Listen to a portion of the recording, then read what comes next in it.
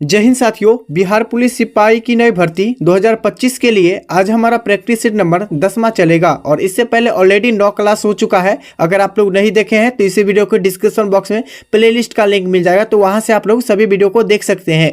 आप लोग अगर डेली क्लास टाइमिंग को नोट करना चाहते हैं तो रात 7:30 बजे PDF के साथ जो है आप लोग का क्लास टाइमिंग दिया जाता है। तो चलिए इसी के साथ आज की इस क्लास को हम लोग स्टार्ट करते हैं। तो साथियों, आज की इस क्लास का पहला क्वेश्चन है कि विश्व की सर्वाधिक औसत वर्षा होती है। दोस्तों, विश्व में सर्वाधिक वर्षा कहाँ होती है आप लोग को इसमें बताना है। तो ऑप्शन दिया गया है, पहला ऑप्शन है चेरापूंजी, मासिनराम, कोलकाता और मेघालय में। बताइए सर्वाधिक वर्षा कहाँ होती है। तो इसका सही आंसर क्या हो जाएगा, मासिनराम। दोस्तों, मासिनराम किस राज्य में है, तो भारत के मेघालय राज्य, ठीक है, मेघालय राज्य में मासिनराम है, ठीक है, इसको भी याद रखिएगा।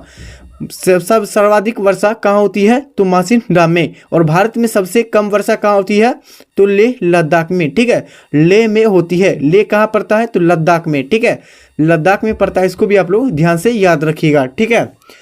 सबसे कम वर्षा कहाँ होती है, तो लेह लद्दाख में। सर्वाधिक वर्षा मासिनराम मेघालय में। याद रखिएगा सभी इंपोर्टेंट पॉइंट को, ठीक है। चलिए अगले प्रश्नों की ओर चलिए साथियों। प्रश्न संख्या हो गया 2। साथियों, प्रश्न संख्या 2 है कि भारतीय संविधान की उद्देशिका में 42वां संविधान संशोधन द्वारा निम्न में से कौन सा शब्द नहीं जोड़ा गया है। इस ऑप्शन में से बताना है कि 42वां संविधान संशोधन में इनमें से कौन सी जो है संशोधन को नहीं जोड़ा गया है, ये बताना है इस क्वेश्चन में, ठीक है। पहला ऑप्शन दिया गया है समाजवादी, पंथ निरपेक्ष, अखंडता और गणराज्य। बताइए। तो साथियों, इसका सही आंसर क्या हो जाएगा, गणराज्य को, ठीक है। गणराज्यों को जो है 42वां संविधान संशोधन के द्वारा नहीं जोड़ा गया है, इसको भी याद रखिएगा, ठीक है। और दोस्तों, 42वां संविधान संशोधन को कब पारित किया गया था, यानी 42वां संविधान संशोधन अधिनियम कब पारित किया गया था, तो याद रखिएगा 1976 ईस्वी में। कब दोस्तों, 1976 ईस्वी में पारित किया गया था, इसको भी याद रखिएगा ध्यान से, ठीक है। चलिए अगले प्रश्नों की ओर चलिए साथियों। प्रश्न संख्या 3 है, निम्नलिखित में से कौन सा एक जीवाणु जनित रोग नहीं है। बताइए, इसका सही आंसर बताइए कि कौन जो है जीवाणु जनित रोग नहीं है। तो इसका सही आंसर क्या हो जाएगा, इन्फ्लुएंजा, ठीक है। ऑप्शन डी इसका राइट आंसर हो जाएगा, इन्फ्लुएंजा। यह एक जीवाणु रोग नहीं है। इनमें अब बताते हैं, हैजा जीवाणु रोग है, क्षय रोग, और ये ऑप्शन सी, ये सभी रोग जो है ये जीवाणु रोग है। चलिए अगले प्रश्नों की ओर चलिए। प्रश्न संख्या हो जाएगा 4 कि मतदान की आयु 21 वर्ष से घटाकर 18 वर्ष की गई थी। क्या वह संशोधन के द्वारा, ये बताना है आप लोग, ठीक है। मतदान की आयु जो है 21 वर्ष से घटकर 18 वर्ष कर दिया गया था, वह किस संशोधन के द्वारा। तो साथियों, इसका सही आंसर क्या हो जाएगा, 61वां संशोधन के द्वारा, ठीक है, इसको याद रखिएगा। 61वां संशोधन के द्वारा मतदान की आयु 21 वर्ष से घटाकर 18 वर्ष किया गया था, ये 61वां संशोधन के द्वारा, ठीक है। और दोस्तों, 61वां संशोधन कब पारित किया गया था, तो 1988 में। कब दोस्तों, 1988 ईस्वी में 61वां संविधान संशोधन को पारित किया गया था, इसको भी याद रखिएगा, ठीक है। ऑप्शन ए इसका राइट आंसर हो जाएगा। चलिए दोस्तों अगले प्रश्नों की ओर चलिए। प्रश्न संख्या हो जाएगा 5। साथियों, प्रश्न संख्या 5 है कि स्वच्छ भारत मिशन के तहत खुले में शौच मुक्त यानी कि ODF घोषित होने वाला प्रथम राज्य कौन था। इंपॉर्टेंट प्रश्न बताइए, बिहार, राजस्थान, हिमाचल प्रदेश या सिक्किम। इन ऑप्शन में से बताइए कि स्वच्छ भारत मिशन के तहत खुले में शौच मुक्त घोषित होने वाला प्रथम राज्य कौन था। तो इसका सही आंसर क्या हो जाएगा, सिक्किम राज्य, सिक्किम राज्य। और दोस्तों, आप लोगों का सिक्किम राज्य इसका सही आंसर हो जाएगा। चलिए अगले प्रश्नों की ओर चलिए। प्रश्न संख्या हो जाएगा 6। साथियों, प्रश्न संख्या 6 है कि सुप्रसिद्ध फिल्म गांधी का निर्देशक किसने किया था। सुप्रसिद्ध फिल्म गांधी का निर्देशन किसने किया था। तो साथियों, इसका सही आंसर क्या हो जाएगा, रिचर्ड एन बारो ने, ठीक है। ऑप्शन सी इसका राइट आंसर हो जाएगा, रिचर्ड एटन बारो ने किया था, ऑप्शन सी, ठीक है। नेक्स्ट प्रश्न साथियों, प्रश्न संख्या हो जाएगा 7। साथियों, प्रश्न संख्या 7 है कि GST का पूरा अर्थ होता है, यानी कि GST का फुल फॉर्म क्या होता है। तो GST का full form goods and service tax होता है। तो इसका राइट आंसर ऑप्शन ए सही आंसर हो जाएगा। दोस्तों अगला प्रश्न है, प्रश्न संख्या हो जाएगा 8। साथियों, प्रश्न संख्या 8 है कि नर्मदा नदी मध्य प्रदेश में कहाँ से निकलती है। नर्मदा नदी मध्य प्रदेश में डैश के द्वारा निकलती है, यानी कहाँ से निकलती है। तो साथियों इसका सही आंसर क्या हो जाएगा, अमरकंटक के पहाड़ियों से। कहाँ से दोस्तों, अमरकंटक के पहाड़ियों से निकलता है, ठीक है।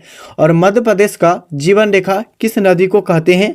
मध्य प्रदेश का जीवन रेखा नदी जो है किस नदी को कहते हैं, तो ये याद रखिएगा, नर्मदा नदी को, ठीक है। चलिए अगले प्रश्नों की ओर चलिए। प्रश्न संख्या हो जाएगा 9। मानव शरीर की सबसे लंबी हड्डी कौन सी है। इंपॉर्टेंट प्रश्न है ये, लगभग सभी एग्जामों में पूछा गया प्रश्न है कि मानव शरीर की सबसे लंबी हड्डी कौन सी है। तो मानव शरीर की सबसे लंबी हड्डी कौन सी हो जाएगा, तो फीमर, ठीक है, जो जिसे जांघ की हड्डी भी कहा जाता है, फीमर को, ठीक है।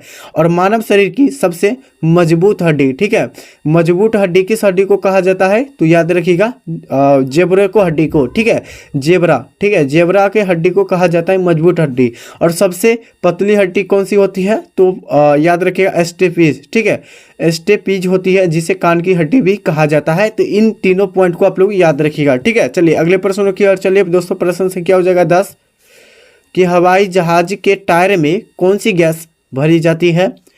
इंपॉर्टेंट प्रश्न है, हवाई जहाज़ों के टायर में कौन सी गैस भरी जाती है, तो हीलियम, ठीक है। ऑप्शन सी इसका राइट आंसर हो जाएगा, हीलियम गैस को भरी जाती है, ठीक है। नेक्स्ट प्रश्न है कि भारतीय संविधान का कौन सा अनुच्छेद सहकारी समिति के संवर्धन से संबंधित है, ठीक है। बताना है कि भारतीय संविधान का कौन सा अनुच्छेद सहकारी समितियों के संवर्धन से संबंधित है। इस ऑप्शन में से आप लोग बताइए, ठीक है। इसका सही आंसर क्या होगा, तो साथियों इसका सही आंसर क्या हो जाएगा, तो सही आंसर बी हो जाएगा, ठीक है। 43 का बी इसका राइट आंसर हो जाएगा, ठीक है। नेक्स्ट प्रश्न साथियों, प्रश्न संख्या हो जाएगा 12 कि राजा टोडरमल निम्नलिखित में से किस मुगल सम्राट के शासनकाल के दौरान राजस्व मंत्री थे। इंपॉर्टेंट प्रश्न है कि राजा टोडरमल निम्नलिखित में से किस मुगल सम्राट के शासनकाल के दौरान राजस्व मंत्री थे। तो दोस्तों यह अकबर के शासनकाल के दौरान जो है यह राजस्व मंत्री थे। तो क्या हो जाएगा साथियों, 12 के लिए ऑप्शन डी इसका राइट आंसर हो जाएगा, ठीक है। नेक्स्ट प्रश्न है, निम्नलिखित में से कौन सा वह साधारण उपकरण है जिसका उपयोग विद्युत परिपथ को वियोजित करने या इसे पूर्ण करने के लिए किया जाता है, किसका प्रयोग किया जाता है। तो दोस्तों इसका सही आंसर क्या हो जाएगा, स्विच को, ठीक है। ऑप्शन ए इसका राइट आंसर हो जाएगा, स्विच को प्रयोग किया जाता है। नेक्स्ट प्रश्न है, प्रश्न संख्या हो जाएगा 14। साथियों प्रश्न संख्या 14 है कि कोलंबस ने किस बंदरगाह से अपनी महान यात्रा के लिए प्रस्थान किया था। बताइए इसका सही आंसर बताइए कि कोलंबस ने किस बंदरगाह से अपनी महान यात्रा के लिए प्रस्थान किया था। तो इसका सही आंसर क्या हो जाएगा, तो सही आंसर इसका पालोस बंदरगाह से। कौन सी बंदरगाह से, तो पालोस बंदरगाह इसका सही आंसर हो जाएगा। तो दोस्तों नेक्स्ट प्रश्न है, प्रश्न संख्या हो जाएगा 15 कि निम्नलिखित में से ईश्वर के लिए सही पर्यायवाची शब्द कौन सी है। इनमें बताना है कि ईश्वर के लिए सर्वाधिक जो है पर्यायवाची शब्द कौन सी है, सही, ठीक है। तो इसका सही जवाब क्या हो जाएगा, ईश्वर के लिए पर्यायवाची शब्द क्या होता है, तो इस होता है, ठीक है, इस होता है। और क्या होता है, जगदीश होता है, क्या होता है, जगदीश। तो दोस्तों इसका सही आंसर क्या हो जाएगा, ऑप्शन ए, ठीक है, ऑप्शन ए इसका सही आंसर हो जाएगा। नेक्स्ट प्रश्न है, प्रश्न संख्या हो जाएगा 16 कि निम्नलिखित में से कौन सा प्रोटोकॉल ईमेल सेवाओं के लिए उपयोग में किया जाता है। निम्नलिखित में से कौन प्रोटोकॉल ईमेल सेवाओं के लिए प्रयोग में यानी उपयोग में लिया जाता है। तो ईमेल के प्रयोग में जो लिया जाता है वो SMTP को प्रयोग में लिया जाता है। तो ऑप्शन सी इसका सही आंसर। दोस्तों नेक्स्ट प्रश्न संख्या हो जाएगा 17 कि गांधी जी ने 1917 में चंपारण सत्याग्रह क्यों संचालित किया था। गांधी जी ने 1917 में चंपारण सत्याग्रह क्यों संचालित किया था। तो साथियों इसका सही आंसर क्या हो जाएगा, ऑप्शन बी, ठीक है, दमनकारी नील बागान व्यवस्थाओं के लिए खिलाफ में किया था। तो ऑप्शन बी इसका सही आंसर हो जाएगा, ठीक है। नेक्स्ट प्रश्न है, प्रश्न संख्या हो जाएगा 18। साथियों प्रश्न संख्या 18 है कि गांधी जी ने दांडी मार्च कहाँ से आरंभ किया था। दोस्तों महात्मा गांधी ने दांडी मार्च का आरंभ कहाँ से किया था? तो यह साबरमती, ठीक है, साबरमती आश्रम से किए थे, तो इसको भी याद रखिएगा, यह साबरमती आश्रम से किए थे महात्मा गांधी। ठीक है दोस्तों, नेक्स्ट प्रश्न संख्या हो जाएगा 19। साथियों प्रश्न संख्या 19 है, सुधीरमन कप किस खेल से संबंधित है? दोस्तों सुधीरमन कप किस खेल से संबंधित है, बताइए। तो साथियों इसका सही आंसर क्या हो जाएगा? बैडमिंटन से। ऑप्शन सी इसका राइट आंसर हो जाएगा, बैडमिंटन खेल से संबंधित है सुधीरमन। नेक्स्ट प्रश्न है, प्रश्न संख्या हो जाएगा 20। साथियों प्रश्न संख्या 20 है कि एक व्यास समर्पित पुष्प का उदाहरण है, एक व्यास समर्पित पुष्प का उदाहरण कौन सी है? तो दोस्तों इसका सही आंसर क्या हो जाएगा? मटर। ठीक है, मटर इसका सही आंसर हो जाएगा। दोस्तों नेक्स्ट प्रश्न है, प्रश्न संख्या हो जाएगा 21 कि जड़त्व के नियम को यह भी कहा जाता है, यानी कि जड़त्व को नियम को क्या कहा जाता है? तो जड़त्व के नियम को पहला नियम कहा जाता है, गति का पहला नियम। ठीक है, गति का पहला नियम जड़त्व का नियम कहलाता है। ठीक है, नेक्स्ट प्रश्न है साथियों, प्रश्न संख्या हो जाएगा 22।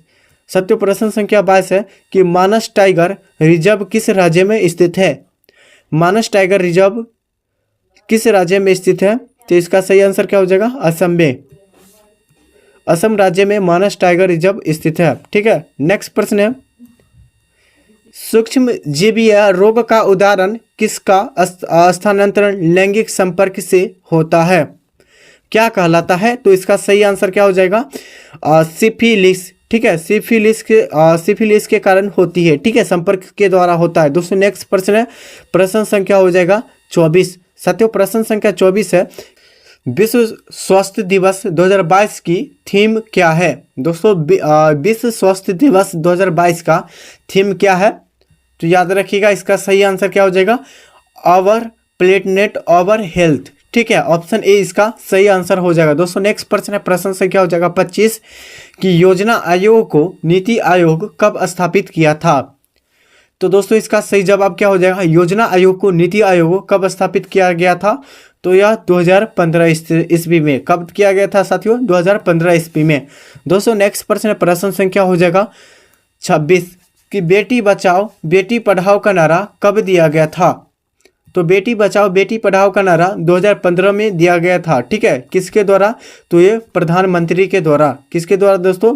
प्राइम मिनिस्टर के द्वारा दिया गया था, इसको भी याद रखिएगा। ठीक है दोस्तों, नेक्स्ट प्रश्न है, प्रश्न संख्या हो जाएगा 27।